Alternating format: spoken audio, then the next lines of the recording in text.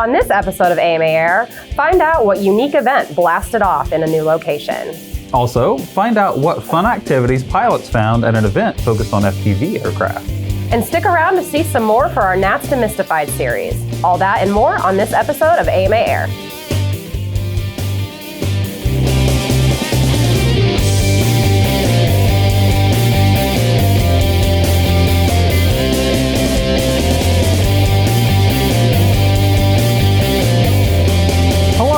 Welcome to AMA Air, your source for modeling news. I'm Chris Savage.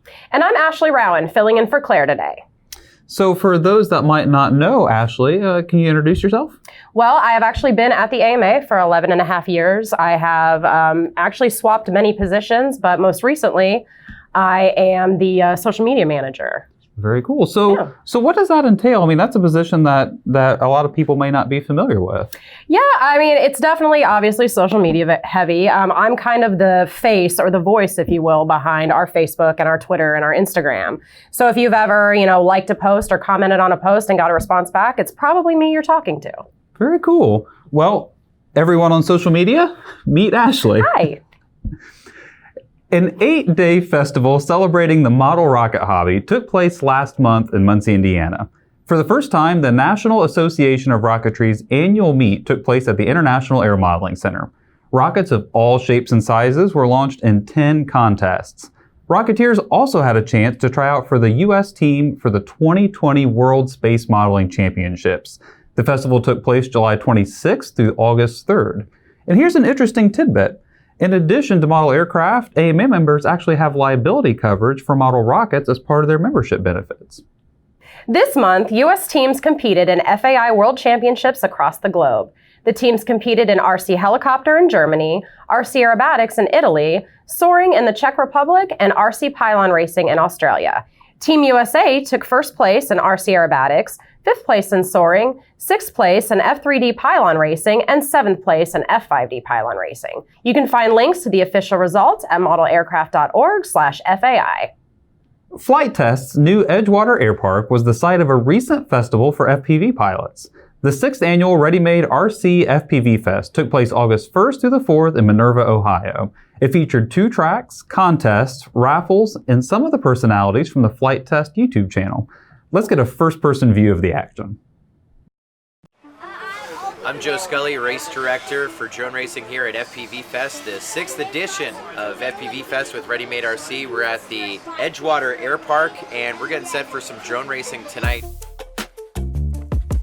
It's been an exciting 3-4 days leading into this, and of course, it's 4 days of fun each and every year with FPV Fest. We got fun flying going on.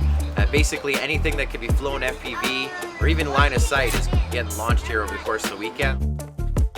Lots of build, crash, rebuild, and a lot of fun for 4 straight days. We come out here, we set up shop, set up the store for people to buy products and everything, and we've got a flight line set up for people to fly all weekend. We have the entire 18-hole golf course out here as well for people to fly on. People have been enjoying it the whole weekend. We've got camping, RVing, and everything. It's been a great turnout this year so far. Last that I checked, I think we were up to 110 registered pilots.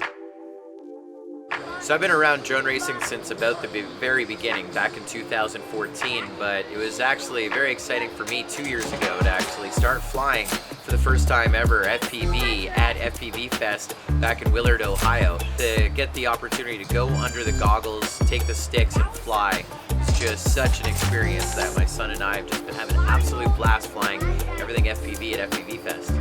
If someone hasn't experienced FPV, we explain it as the immersive experience. It's like you are in the cockpit, the quadcopter or the jet, whatever you are flying.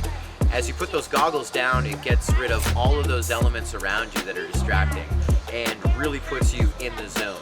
And it's in real time, there's no latency, the responsiveness is amazing. So when you pitch forward and that nose is supposed to go down, it's going down and you have that roller coaster effect. Whoa! You'll see a lot of pilots when they're first beginning, and I mean even after a year or two, you'll see them in their chairs start to lean back with their head all over the place, because when you put the goggles down and you arm your craft, you are in the cockpit. And that's truly what FPV is all about. Watch for news about next year's event at readymaderc.com.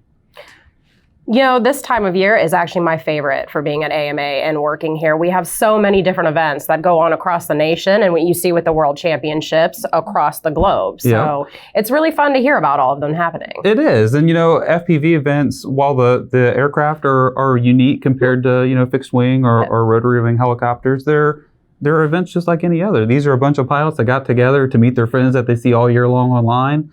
And it looks like they had a ton of fun there. I know. I think I might need to go next year. I think we might have to make that happen. Well, coming up, take a look at some other events happening soon and learn how you can find one near you. And still ahead, learn what makes aircraft competing in the Nats so unique. Every journey starts somewhere. Our journey begins with imagination. And imagination can take us anywhere.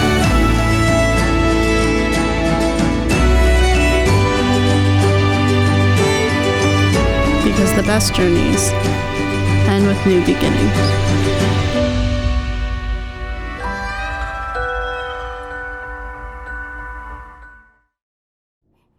The 17th annual Northeast Model Helicopter Jamboree will take place August 30th to September 1st in New York. The event, sponsored by the Rochester Aeromodeling Society, will include fun, flying, and fireworks. The Dallas Model Aircraft Association's Charles Ash Memorial Control Line Contest will take place August 31st to September 1st.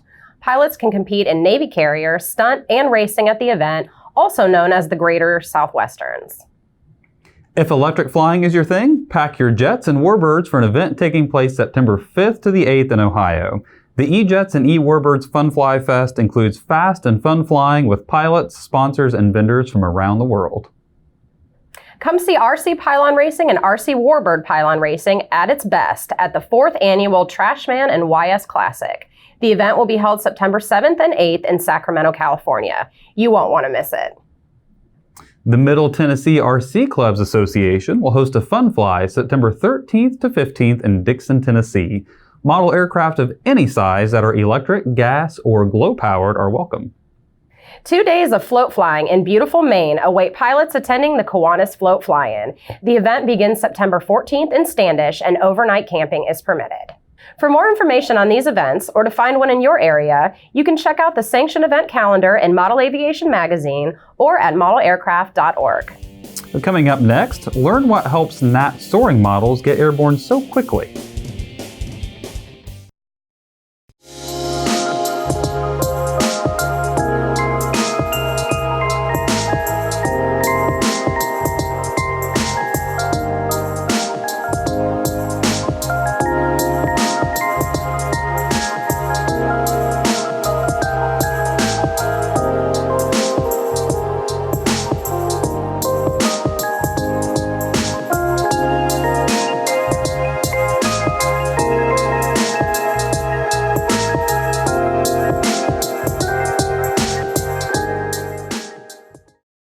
Since our last episode, more outdoor NATS competitions have taken place, including soaring and free flight.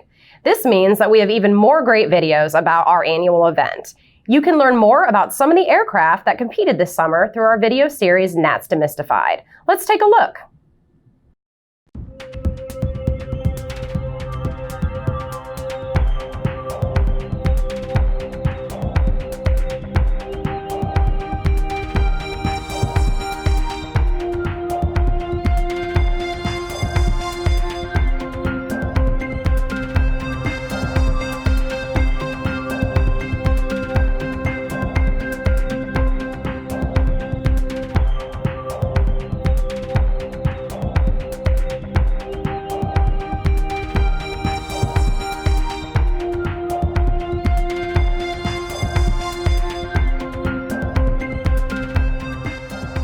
Well, welcome back to another episode of NATS Demystified. We're out here on this beautiful day at the National Aeromodeling Championships, and we're at the Soaring Nats, and right here I've got Wally Adazik. Wally, thank you so much for joining us today.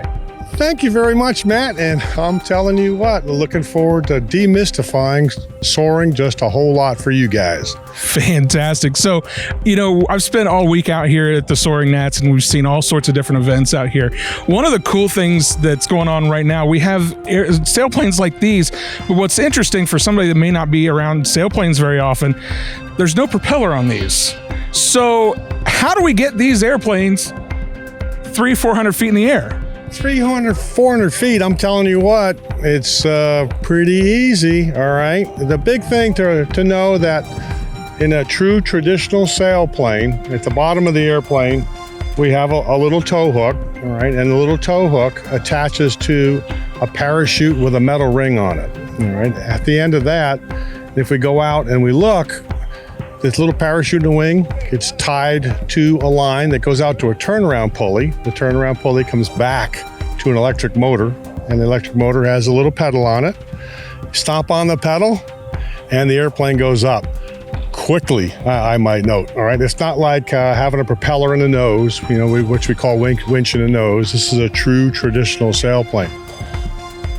So, one of the questions I have is, you watch these guys, it seems like they've got their timing down when they're working that foot pedal and the rope is tensioning up. What's the feeling that they have when they know they're ready to toss it? Well, you either hang on to it or you don't. All right, that's the big thing. When you feel that line pressure go, then you go ahead and toss it.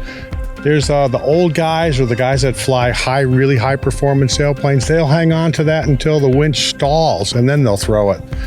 Everybody's old guys, all right, like us, we get a little bit of pressure on it and then we throw the sailplane, and that's how we get it in the air.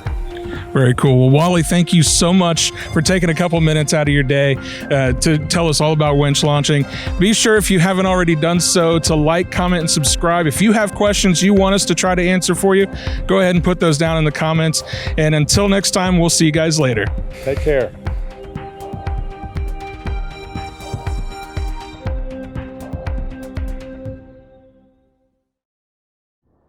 If you want to watch more of our Nats Demystified series, check out nats.modelaircraft.org. Nats Demystified videos are posted every Tuesday and Thursday up through the 22nd of this month. So I've really enjoyed the Nats Demystified series myself. Even working here at AMA for, I guess, about 7 years now, I've seen the Nats come and go 7 times, and I've seen a lot of the events. But you still don't get a lot of the background of what makes those events truly unique and what some of the challenges are. And I know you spend a lot of time out at Soaring in particular. Yes, yeah, and that's what I love about it. And I will say this is my 13th year of seeing Nats competition. You hear about RC pylon, you hear about free flight, but you don't know what that means or what that necessarily looks like. And these videos have kind of, unwrapped some of that for people who do not come out here, people who can't make it out here to compete. And it's nice because we actually get to go out and speak to the competitors. They see us. They don't just see the building. You know, they know who we are. Well, I have really enjoyed those videos. I hope that everybody watching them is enjoying them too.